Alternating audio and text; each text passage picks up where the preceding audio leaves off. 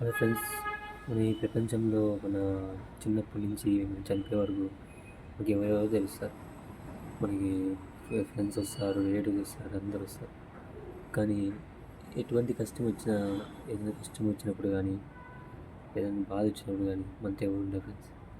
ఎందుకంటే వాళ్ళకి మనకు సుఖం ఉన్నప్పుడే వాళ్ళకి కావాలి.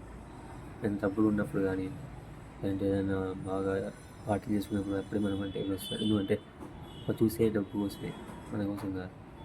కానీ మన పేరెంట్స్ మాత్రం మనకి ఎంత కష్టం వచ్చినా మనతోనే ఉంటారు.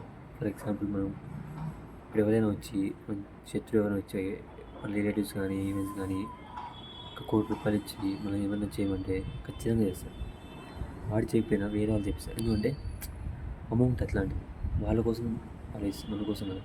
అదే పేరెంట్స్కి 10,00,00,000 ఇచ్చి మనం ఏమన్నా చేయమంటే ముందు వాడిని చంపుదాం, మనల్ని ఏం చేయాలి. ఎందుకంటే వాళ్ళ లైఫ్ మనమే, మనమే వాళ్ళ లైఫ్. ఓకేనా? మనం లేకుంటే వాళ్ళు లేరు అసలు.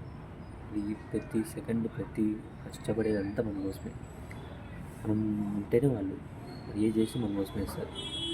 అదే మనం లేకుంటే వాళ్ళు ఉండరు ఫ్రెండ్స్. కాబట్టి ఎవరేమనుకున్నా, ఎవరేం చేస్తే పట్టించుకోవద్దు.